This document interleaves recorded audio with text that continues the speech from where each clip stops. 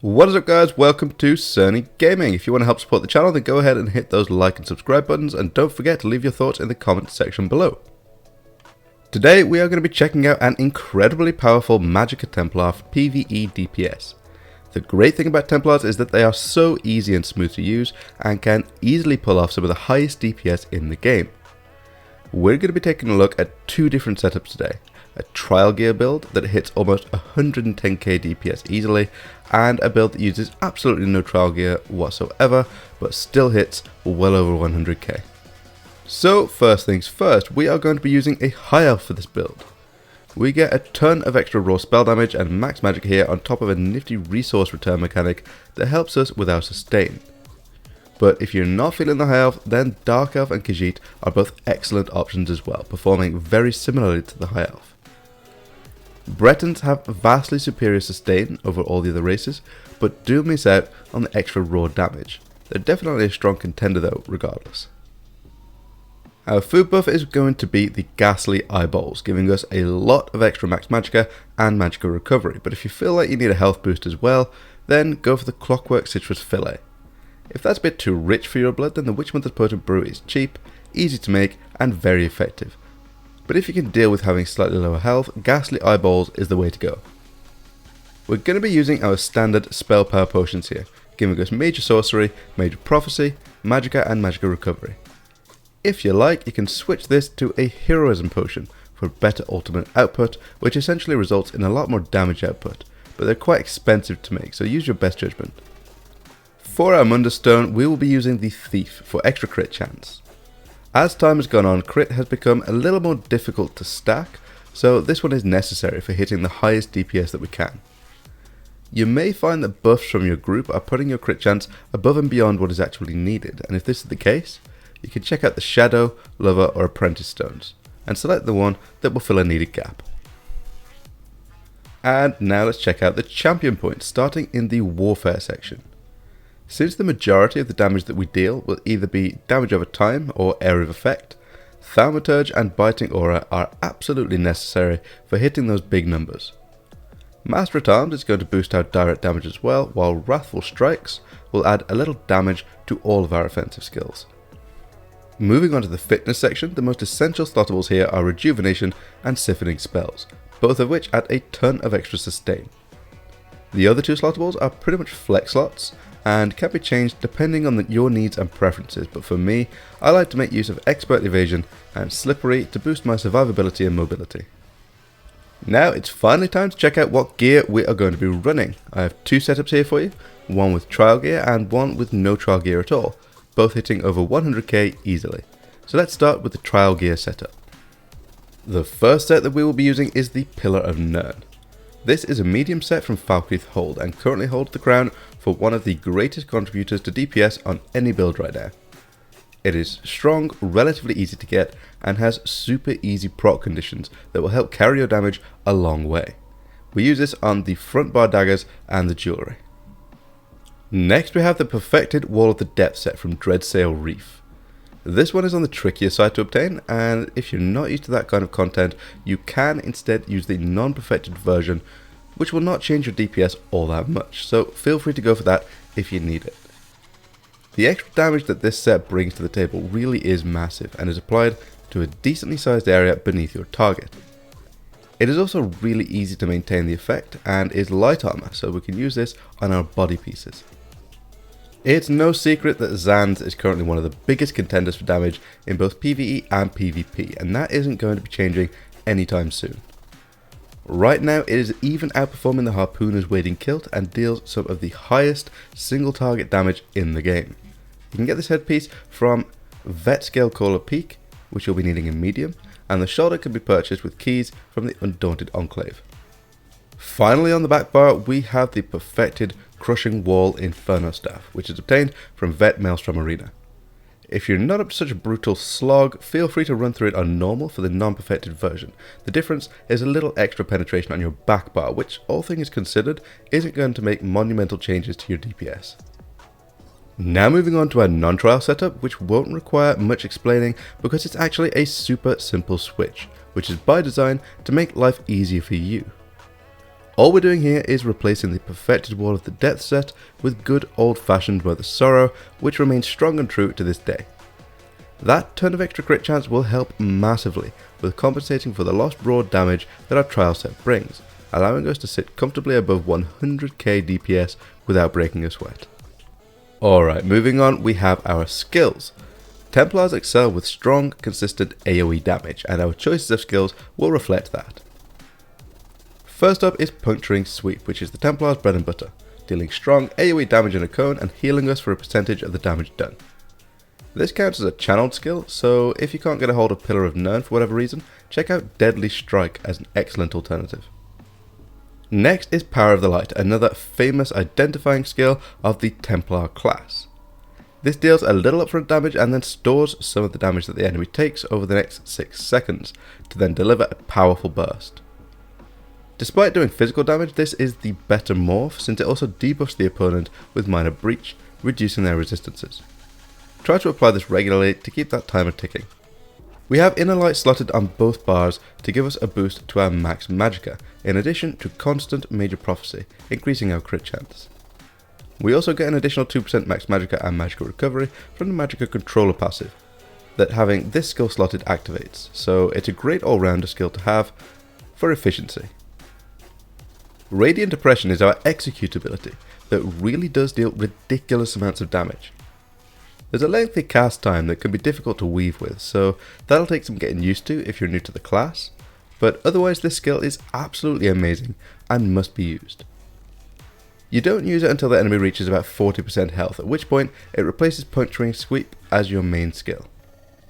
Barbed Trap is here for the minor force buff, granting you extra crit damage along with the passive fighter skill abilities that increase our damage output and ultimate generation. Try to keep this up as much as possible, and remember that in ideal circumstances, you will reapply this at about 1.5 seconds left on the previous cast's timer, since that's how long the new one will take to activate. Now, we don't have Dawnbreaker of Smiting slotted to actually use, our backbar ultimate is for that, and this is just here to give us some extra passive damage from the Fighter's Guild skill line. However, if the enemy is well into its execute phase and you don't think your other more expensive ultimate will have chance to charge, feel free to use this for an extra last minute damage boost.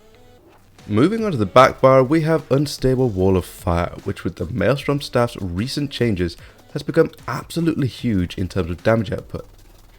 It only lasts 10 seconds, so try to stay on top of reapplying this as much as possible because it really does bring so much damage to the table.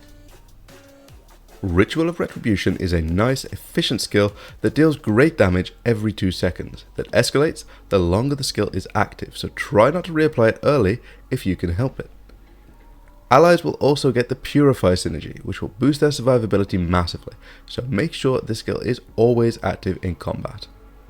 Blazing Spear deals a nice burst of AoE damage when cast and then continues to damage in an area over time. Allies can use this synergy to restore resources, and since it will be landing on the boss, it will be the tank who will be benefiting from that, so make sure it's always available as a big damage source and brute utility spell. Our final normal skill is Solar Barrage, which is here for a very specific reason. This skill deals damage every 2 seconds and empowers our heavy attacks, which is all very well and good, but the main reason we keep it active is because with the Necrom chapter, it will passively grant us 5% extra damage to all of our class skills, which we use a lot of on this build, so make sure it is always active. I have noticed what may be a bug in that this skill does not properly cooperate with the in-game's cooldown timer on your skills, so I had to watch it separately in the buffs list to keep track of its duration. Hopefully this will get straightened out soon. And finally we have our main damaging ultimate, Shooting Star. Okay, well, I'm using Ice Comet, but Shooting Star is better. Ice Comet looks like it does more damage on paper, but due to the Engulfing Flame skill from Dragon Knights and group members potentially wearing Encratis, on top of some other flame boosting components, Shooting Star usually ends up doing a little more damage in group play.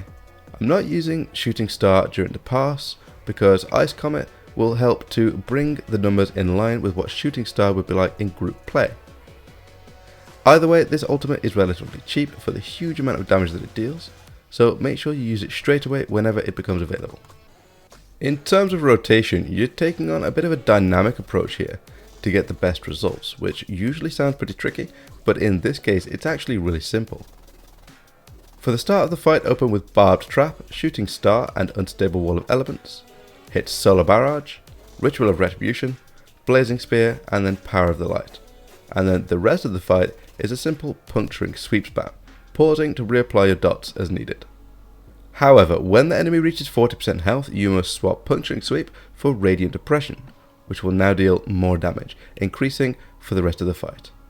At 25% health, stop Ritual of Retribution, Blazing Spear and Solar Barrage, and at 15% reapply Barbed Trap, Unstable Wall and Power of the Light one more time before spamming Radiant Oppression to finish. And that should be all that you need to know to bring some massive DPS to the table in any group content in ESO. This Hallow Strike build was a welcome break from trying to wrap my head around the upcoming Arcanist class, so hopefully you find it just as smooth and easy to use as I do. Now we'll check out the parse, which will show you all how the build looks in action. Enjoy.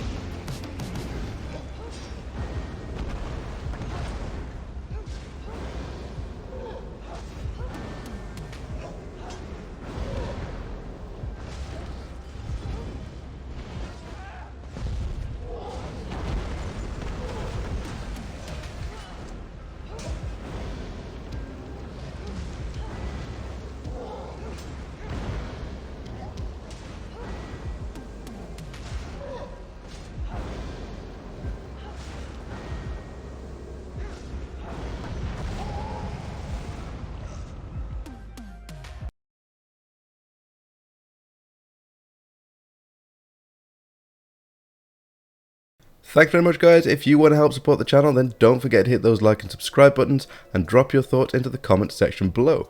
Take care and have fun.